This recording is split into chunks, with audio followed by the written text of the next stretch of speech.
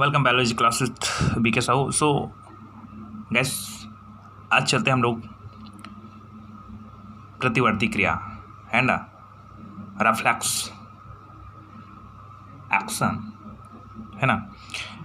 अच्छा, हमारा जो टॉपिक में हम लोग ये बता सकते हैं कि सूचनाओं का आवागमन, उद्दीपन एवं प्रतिक्रिया, ये टॉपिक, लेकिन इसकी हमको ज़रूरत ही नहीं है ना। हमको ज़रूरत किसकी? प्रतिवर्ती क्रिया।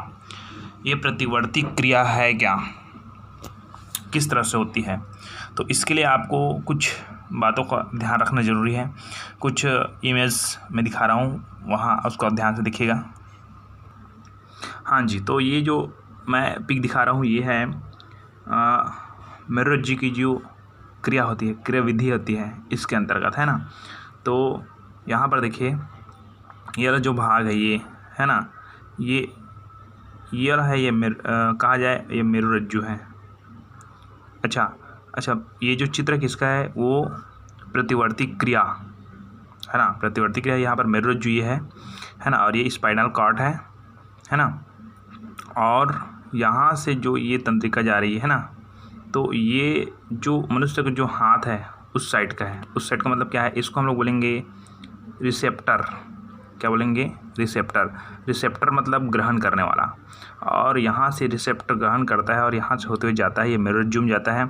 और यहाँ से मेरुरज्जु से होते हुए वापस क्या करता है कि मोटर न्यूरॉन के द्वारा जो इफेक्टर है, इसको बोलते हैं हम लोग इफेक्टर है ना। ये इफेक्टर है, यहीं पर पूरा संकेत आती है। मतलब यहाँ से संकेत आती है किसके ऊपर? मेरुरज्जु के ऊपर है ना। और ये क्रिया का जो आउटपुट है इधर से दिया जाता है ना। तो इसको मिलता है आउटपुट।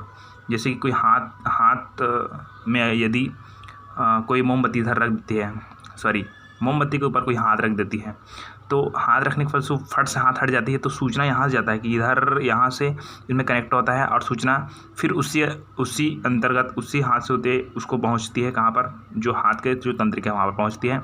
और इससे यहाँ पता चल जाता है कि उस जगह से हाथ को फट से क्या करना पड़ेगा? हटाना पड़ेगा। मतलब ये इतना ही फास्ट क्रिया है जो हमको पता भी नहीं चलता कि ये क्रिया हो रही है कि नहीं हो रही करके, ठीक है। तो यहाँ से ग्रहण की जाती है और यहाँ से आउटपुट दिया जाता है।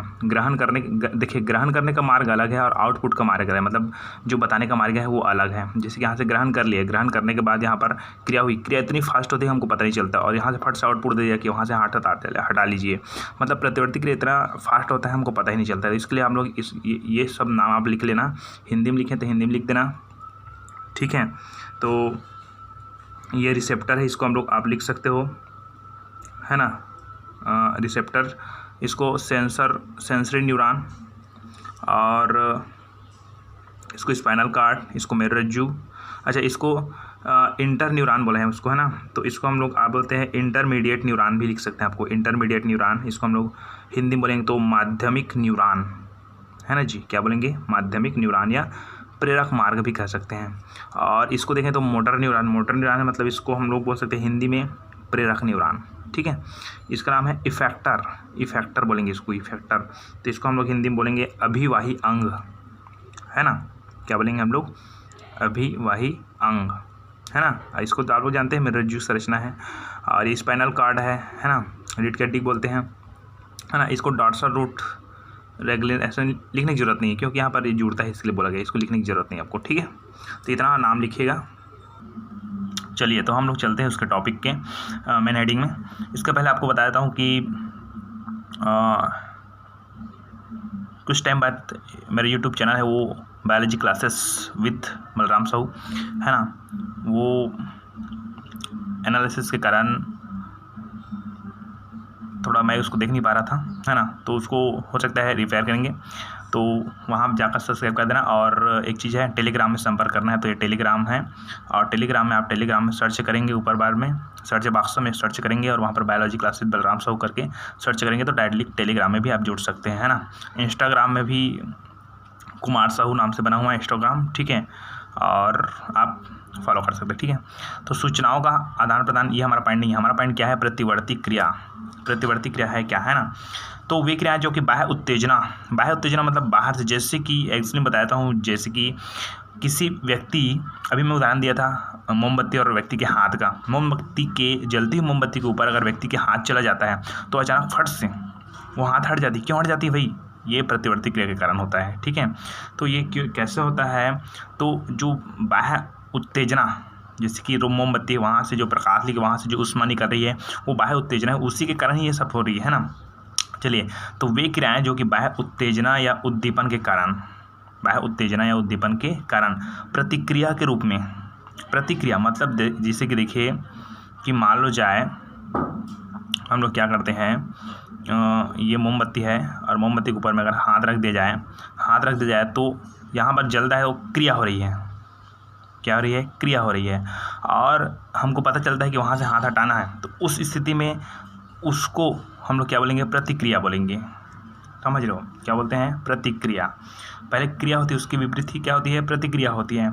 तो वे क्रियाएं जो कि बाह्य उत्तेजना या उद्दीपन के कारण प्रतिक्रिया के रूप में, क्रिया के रूप में नहीं ना, क्रिया है जो पहले करते उसको क्रिया बोलेंगे। ठीक है, और उसका जो आंसर दिया जाएगा उसको हम लोग बोलेंगे प्रतिक्रिया।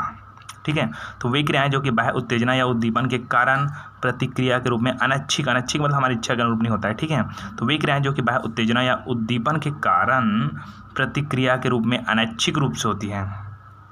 देखिए, अनैच्छिक रूप से होती है मतलब बिना हमारे इच्छा के। और एक बात और याद रखना कि अनैच्छिक बोल देते हैं, इसका मतलब ये नहीं कि अनैच्छिक क्रिया है, अनैच्छिक क्रिया कुछ अलग है। और अनैच्छिक क्रिया क्या है, आगे और बढ़ेंगे। ठीक है, तो वे क्रियाएं जो कि बाह्य उत्तेजना या उद्दीपन के कारण प्रतिक्रिया के रूप में अनैच्छिक रूप से होती है, प्रतिवर्ती क्रियाएं कहलाती है। ठीक है, कौन सी क्रिया कहलाती है, प्रतिवर्ती क्रियाएं कहलाती है। और प्रतिकृति क्रियाओं का सबसे पहले जो अध्ययन करने वाला, ठीक है, महान भाव मार्शल हॉल था। ठीक है, आज आप खुश रहिए क्योंकि आज मेरा थोड़ा मूड नहीं है, तब भी क्या करें, पढ़ाना तो पड़ता है ना, बताना पड़ता है, खुश रहना पड़ता है। आज तारीख 9 सितंबर। ओके, चलो छोड़ो उसको। तो वे क्रियाएं जो कि बाह्य उत्तेजना या उद्दीपन के कारण प्रतिक्रिया के रूप में अनैच्छिक रूप से होती है, प्रतिवर्ती क्रिया कहलाती है। मार्शल हॉल ने सर्वप्रथम इस प्रतिकृति क्रिया का अध्ययन किया, है ना। ये हो गया। दूसरा आता है अनैच्छिक क्रिया। तो प्रतिवर्ती क्रिया आ जाएगा तो अनैच्छिक क्रिया को उसी में नहीं डाल देना, है ना। तो ऐसी क्रियाएं जिन पर इच्छा का तथा प्रत्यक्ष रूप से मस्तिष्क का नियंत्रण नहीं होता है, ये अनैच्छिक क्रिया कहलाती हैं। ऐसी क्रियाएं जिन पर इच्छा का तथा प्रत्यक्ष रूप से मस्तिष्क का नियंत्रण नहीं होता है, अनैच्छिक क्रिया कहलाती है। अनैच्छिक क्रिया और प्रतिवर्ती क्रिया क्या है, दोनों में फ़र्क कैसा है। तो प्रतिवर्ती क्रिया में क्या होता है कि बाह्य उत्तेजना आती है तो फट से हो जाती है बाह्य उत्तेजना, और जो अनैच्छिक क्रिया बोल रहा हूँ ना, इसके लिए बाह्य उत्तेजना की जरूरत नहीं पड़ती है। समझ रहे हो, जैसे कि पलकों का झपकना, वो हमारे मन से, कोई मन से झपकाता है कि आपका नहीं झपकता है ना, ठीक है, तो वो अनैच्छिक क्रिया है। छींकना, है ना। लेकिन ये जो प्रतिवर्ती क्रिया है वो बाह्य उत्तेजना के कारण होती है, लेकिन वो भी अनैच्छिक रूप से ही होती है, लेकिन वो बाह्य उत्तेजना की जरूरत पड़ती है उसमें, प्रतिवर्ती क्रिया में। ठीक है, तो इन दोनों में फ़र्क है, प्रतिवर्ती क्रिया और कौन सी क्रिया है, अनैच्छिक क्रिया, है ना। तो यहाँ तक तो आप समझ गए होंगे। अब हम लोग चलते हैं प्रतिवर्ती क्रिया की जो चाप होती है ना, तो उसके लिए प्रतिवर्ती क्रिया को संपादित करने वाले अंग, ठीक है। तो प्रतिवर्ती क्रिया को संपादित करने वाले अंग में पहला आता है ग्राही अंग। तो ग्राही अंग आता है, तो ग्राही अंग के पहले कुछ और नाम से जानना पड़ेगा आपको, जिसको मैंने इंग्लिश में बता दी है ना। क्या क्या बताया, देखिए पहला बताया मैंने ग्राही अंग, रिसेप्टर। दूसरा संवेदी न्यूरॉन, जो संवेदनाओं को ले जाता है ना, सेंसरी न्यूरॉन, ये वाला संवेदी न्यूरॉन। तंत्रिका केंद्र, ये इसको बोलते हैं इंटर न्यूरॉन बोलेंगे, ये वाला भाग है। ये इस चित्र को मैं एक बार और दिखा चुका हूँ, है ना। उसके बाद माध्यमिक न्यूरॉन, ठीक है, ये इंटर न्यूरॉन है। तंत्रिका केंद्र मतलब कौन है, ये पूरा मस्तिष्क को तंत्रिका केंद्र बोलेंगे, ठीक है। और माध्यमिक न्यूरॉन कौन है, ये इंटरमीडिएट न्यूरॉन। उसके बाद प्रेरक न्यूरॉन, ये मोटर न्यूरॉन। उसके बाद लास्ट आता है अभिवाही अंग, ये इफेक्टर को अभिवाही अंग बोलेंगे। बस ये है कि ये पूरा कम्प्लीटली ये मानव का शरीर है, तो मानव का शरीर से एक तरफ ऐसे जाता है संवेदना जाती है और यहाँ से वापस आती है बस, ठीक है। बताती है कि हमको इसको हाथ को हटाना है, ख़त्म, और क्या है। तो इसको आप लोग टेंशन नहीं ज़्यादा, है ना। तो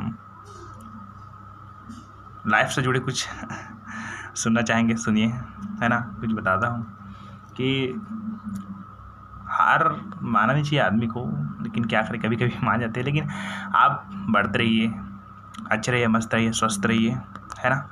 और कुछ सुनिए फिर, है ना। मैं कुछ सुनाता हूँ आपको। तो बस छोटा सा एक शायर सुनाता हूँ। देखिए, पेरेंट क्या बोलते हैं मेरे को समझ नहीं आता, लेकिन मेरे लिए चेहरे आप सबके मुस्काना ज़रूरी है। इसे सुनिए कि आँखों में पानी रखो, आँखों में पानी रखो, होठों पे चिंगारी रखो, आँखों में पानी रखो, होठों में चिंगारी रखो। जिंदा रहना है तो तरकीबें बहुत सारी रखो, और राह के पत्थर से बढ़कर और कुछ नहीं है मंजिलें। राह के पत्थर से बढ़कर और कुछ नहीं है मंजिलें। रास्ते आवाज़ दे रहे हैं कि तुम सफ़र जारी रखो, कि तुम सफ़र जारी रखो। ओके, तो आगे बढ़ें। तो चलते हैं हम लोग आगे। चलिए, तो पहला आता है ग्राही अंग।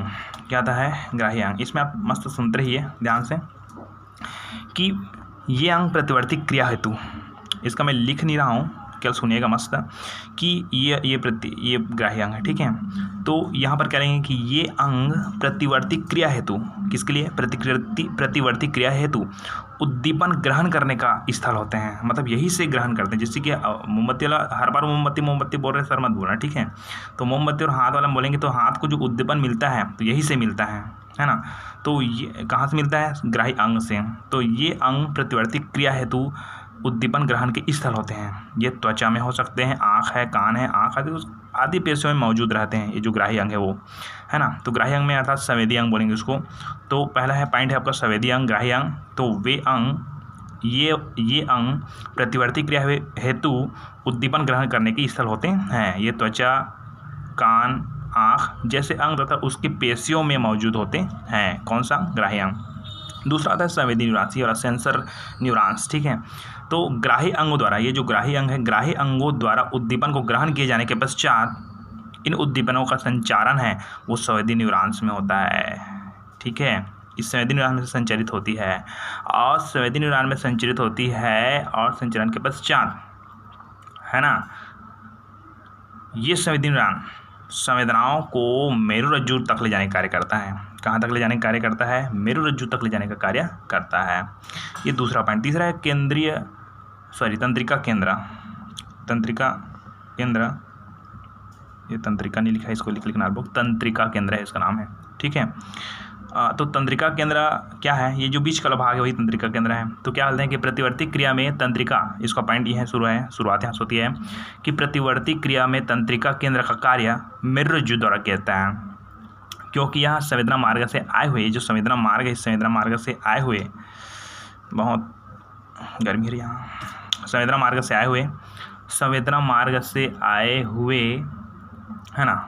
कहाँ से? संवेदना मार्ग से आए हुए संदेशों को प्राप्त कर उचित आदेश देने का कार्य करता है। ये उचित आदेश देता है कौन? जो तंत्रिका केंद्र है, ठीक है। तो इसको मैं क्रिया लिख दिया हूँ, इसे तंत्रिका लिख देना आप लोग, तंत्रिका केंद्र, है ना। अब आगे बढ़ते हैं। चौथा नंबर का पॉइंट, ये दूसरा हो गया, ये तीसरा हो गया, ये चौथा नंबर का पॉइंट माध्यमिक न्यूरॉन, ये देखिए इंटरमीडिएट, है ना। तो क्या बोलेंगे कि तंत्रिका केंद्र के आदेशों का संचारण इसमें होता है। जो तंत्रिका केंद्र यहाँ से जुड़ गया, यहाँ से आ गया, मतलब तंत्रिका केंद्र में आ गया, तो इनका जो संवेदना है उसका संचारण इसमें भी होता है। किसमें होता है? इंटरमीडिएट न्यूरॉन में भी होता है। जो संवेदना यहाँ से आ रही तभी इधर जाएगा ना। तो क्या लिखेंगे कि इसके अंतर्गत तंत्रिका केंद्र के आदेशों का संचारण इसमें होता है। ये मेरुरज्जु के अंदर ही पाए जाते हैं, तथा प्रेरणा का स्थानांतरण प्रेरक न्यूरॉन में करते हैं। ये जो प्रेरक न्यूरॉन है इधर उधर करते हैं, जो प्रेरणा है उसका। अब यहाँ पर क्रिया हो गया, यहाँ से आ गया, पता चल गया कि हमको ऊष्मा मिल रही है या ताप मिल रही है, यहाँ से आ गया यहाँ तक संदेश, ठीक है। अब आगे जाएगा, तो आगे जाएगा मतलब वापिस उसी जगह आएगा, हाथ के उसी कहा जाए पार्ट से आएगा और बताएगा उस पार्ट को कि यहाँ से हाथ को हटाना है। बात समझ आ रही है? ये मत सोचना कि ये इधर से जा रहा है और इधर से और कहीं और चला गया, वही आएगा वो। तो आगे देखते हैं प्रेरक न्यूरॉन्स, है ना। तो माध्यमिक न्यूरॉन्स तो हो गए क्लियर। ये प्रेरणाओं को मेरुरज्जु से अभिवाही अंगों में लाने का कार्य करता है ना। प्रेरक न्यूरॉन्स क्या है, ये मोटर न्यूरॉन्स हैं। ये प्रेरणाओं को मेरुरज्जु से अभिवाही अंगों में लाने का कार्य करता है। ये हो गया। अब लास्ट हमारा पॉइंट बनता है अभिवाही अंग, है ना। तो प्रेरक न्यूरॉन से आदेश, ये जो प्रेरक न्यूरॉन है, प्रेरक न्यूरॉन से आदेश से अभिवाही अंगों में पहुंचता है, जहां पर केंद्रीय तंत्रिका तंत्र से प्राप्त आदेशों के अनुसार, ये केंद्रीय तंत्रिका तंत्र है, ठीक है। एक्चुअली में केंद्रीय तंत्रिका तंत्र तो मस्तिष्क को कहते हैं, लेकिन यहाँ पर मस्तिष्क का यूज़ नहीं हो रहा है, इसलिए ना ये केंद्रीय तंत्रिका तंत्र बन गया इसके लिए, ठीक है।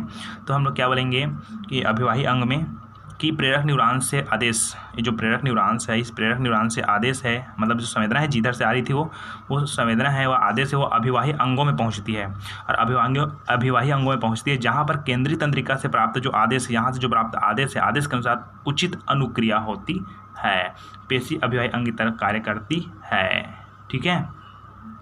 ओके, मतलब फट से यहाँ से आदेश यहाँ पर आ गए, यहीं से गया ऐसे, यहाँ से ताप गया, आदेश गया, और यहीं से यहाँ पर आदेश आया कि उस जगह से हाथ हटा लीजिए, बस सीधी बात ही है ना। तो ये है प्रतिवर्ती क्रिया, और डायग्राम वगैरह बना लीजिएगा, है ना। और जो ये वीडियो है ये आप अदर पर्सन के पास भी सेंड कर दीजिएगा, क्योंकि कुछ ना कुछ सबको कुछ ज्ञान मिले, ज्ञान कहीं से मिले लेना चाहिए। ऐसा नहीं कि दूसरे कॉलेज है, दूसरे स्कूल से है, दूसरे यूनिवर्सिटी है, वहाँ नहीं भेजेंगे, तो ऐसी वाली बात नहीं आनी चाहिए, ठीक है। ओके।